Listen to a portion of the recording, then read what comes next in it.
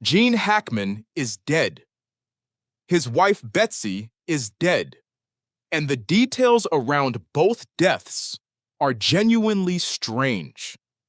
I want to walk you through everything I know, layer by layer. And I want to be very clear about what is confirmed, what is reported, and what is pure speculation. Because this topic has all three, and mixing them up is exactly how people get misled. Let me start with what is confirmed. Gene Hackman, 95 years old, two-time Academy Award winner, was found dead at his Santa Fe, New Mexico home on February 26, 2025. His wife, Betsy Arakawa, 65 years old, was found at the same location. The official cause of death for Gene was cardiovascular disease. Alzheimer's disease was listed as a contributing factor.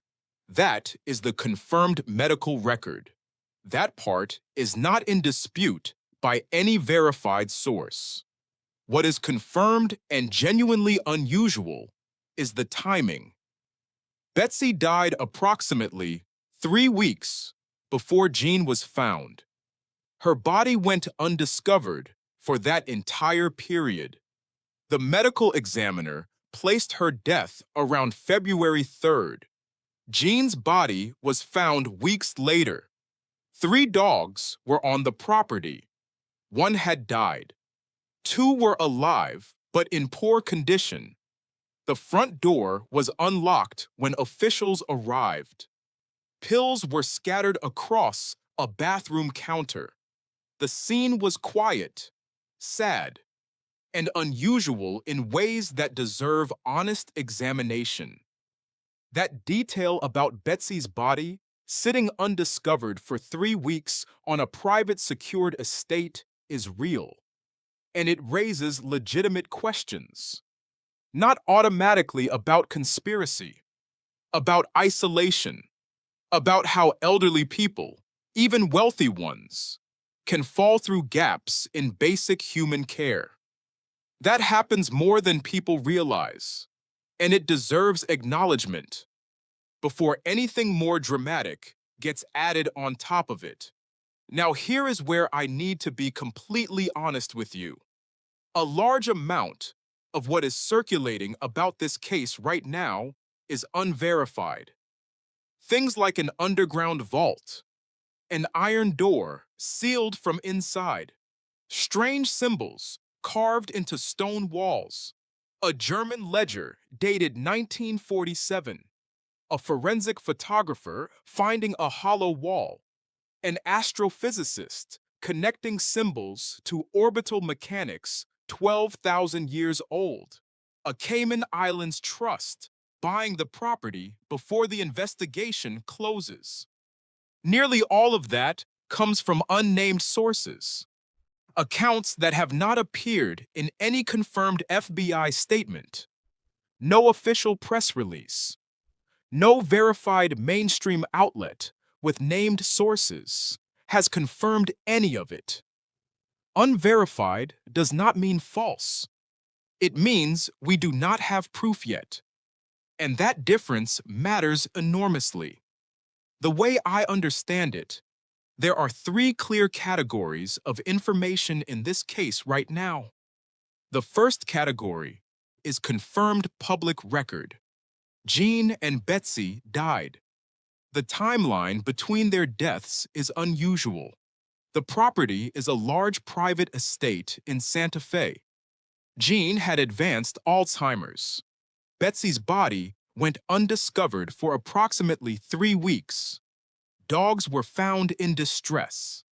Internal surveillance footage from the property has been reported as corrupted or unreadable. Those facts have been reported by identifiable sources and not contradicted by official statements. That is my foundation. The second category is reported but unverified claims. This is where the underground chamber lives. The hollow wall, the iron door, the symbols, the crates, the German ledger. These claims come from sources described as a security consultant, a structural contractor, a forensic photographer, a local historian, an astrophysicist. But none of those individuals have been confirmed by name through any verifiable news source. No FBI official has confirmed any underground chamber exists. No court document references any vault or passageway. No authenticated federal report mentions any of it. That is not a small gap. That is a significant one. The third category is pure speculation. The idea that Hackman was deliberately chosen as a guardian of a secret installation. That powerful people are racing toward an iron door. That whatever is sealed behind it has implications for all of us. That is speculation. It sounds like information, but it is not. It is a frame built around a gap in confirmed knowledge. To me, the confirmed facts are already strange enough. You do not need unverified layers to find this case worth paying attention to. Let me go deeper on each layer because each one deserves more than just a label. Gene Hackman retired from acting in 2004. He moved to Santa Fe. He was intensely private. He gave almost no interviews for over 20 years. He was rarely photographed. He simply disappeared from public life. That is confirmed and documented.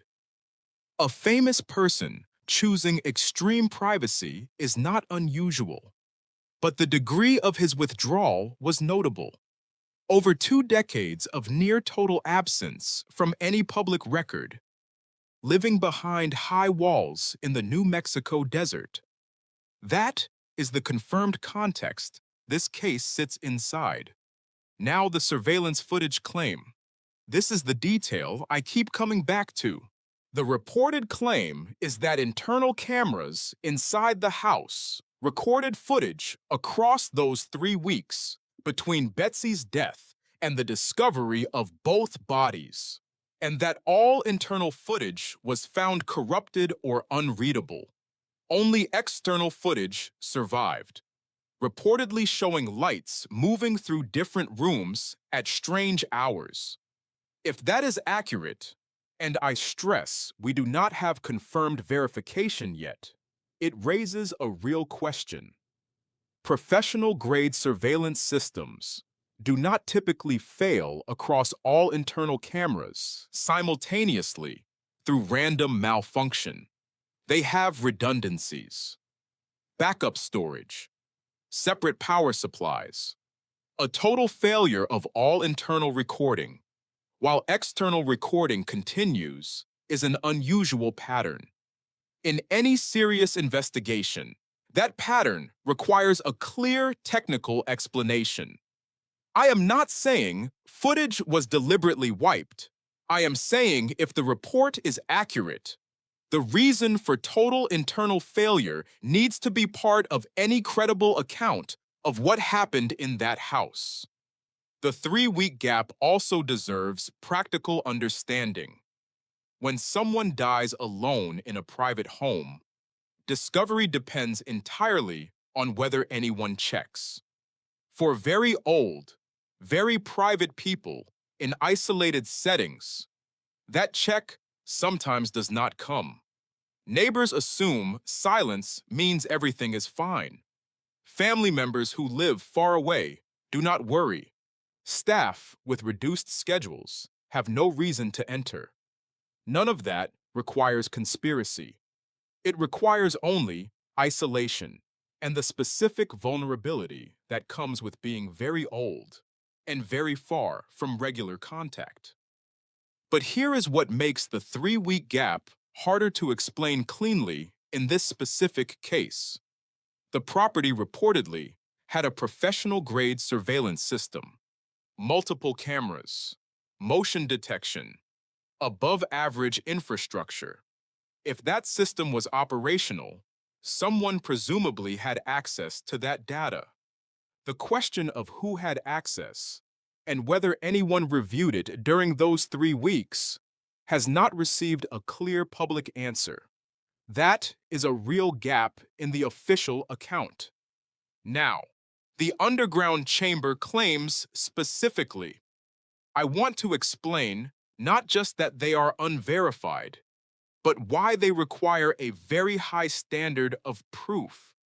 The claims describe a passageway behind a library wall, a descent of over 300 feet, a vault 40 by 60 feet with arched ceilings, 47 wooden crates, a German ledger, photographs of unidentified men, hundreds of carved symbols, an 8-foot iron door sealed from inside, thermal imaging showing active airflow beyond the door. Each detail is specific enough that if true, a significant chain of verifiable evidence would exist.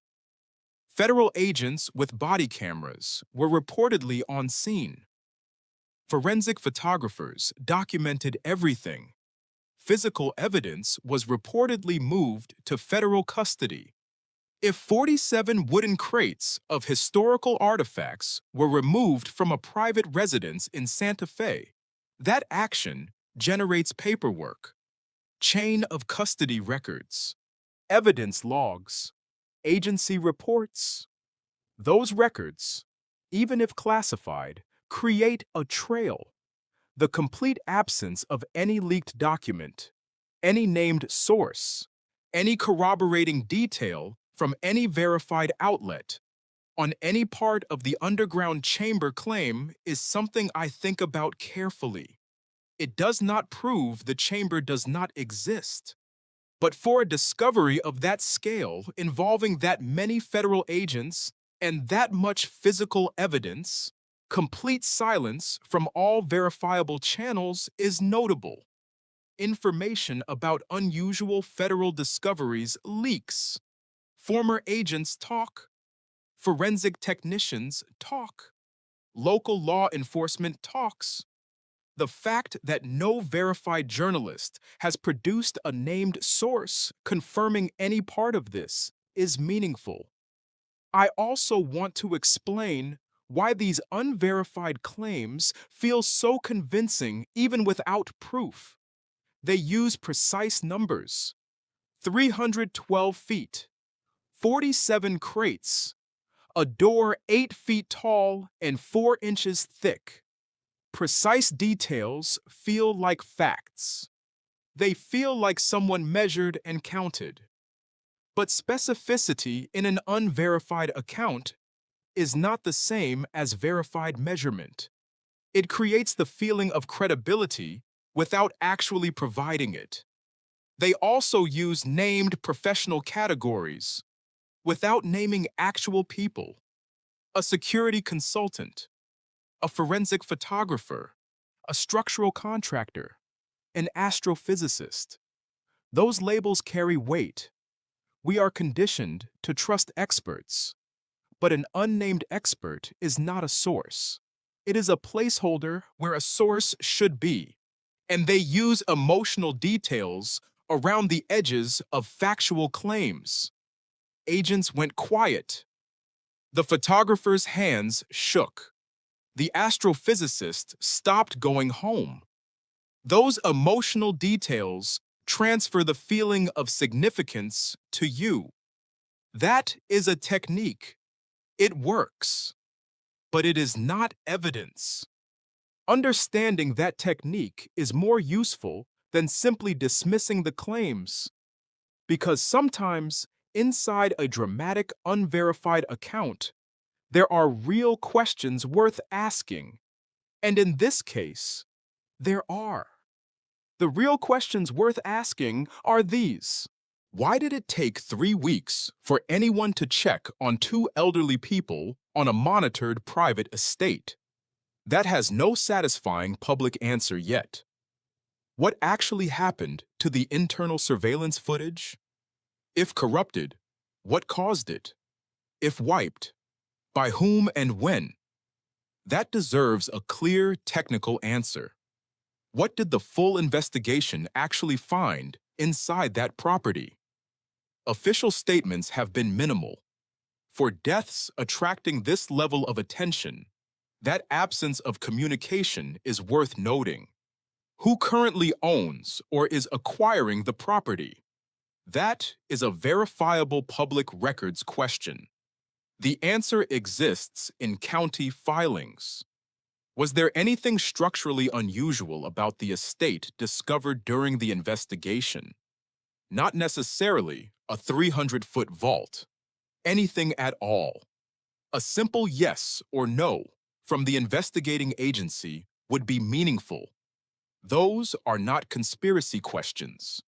They are basic accountability questions. And the fact that clear public answers have not been provided is a legitimate reason for continued attention. Here is what I think matters most about everything I have explained. The confirmed facts are genuinely unusual. A famous private man dies alone on a secured estate. His wife had been dead for 3 weeks. Nobody noticed. Internal footage is reportedly gone. Official statements have been carefully minimal. Those facts do not require a tunnel or an iron door to be worth taking seriously. They are worth taking seriously on their own. The real story here, the confirmed one, is about isolation, about what happens when a very old, very private person lives behind very high walls, about the gaps in care that exist even for the wealthy and the famous, about what the final weeks of a once-celebrated life can look like when the world has mostly stopped paying attention. That story is real. It is sad. And it deserves honest attention without being buried under dramatic claims that cannot currently be proven. The dramatic claims might turn out to be true. I am not ruling that out. If verified evidence surfaces, I will follow it. If a named confirmed source reports any part of the underground chamber account, I want to know. If official documents show the investigation found something unexpected that changes what I think. But right now, what I can tell you with confidence is this. The confirmed facts are strange enough to warrant serious attention. The unverified claims require evidence before being accepted. And the speculation is not information. It is a frame. And frames without confirmed foundations eventually collapse. So for me, the main thing is straightforward. Ask the verifiable questions. Watch for confirmed answers. Do not let dramatic, unverified details replace the real and already troubling confirmed ones. The confirmed story here is already worth understanding deeply. And when the verified truth comes, whatever shape it takes, that is the version worth caring about. That is how I understand this situation right now, and I will keep watching it closely.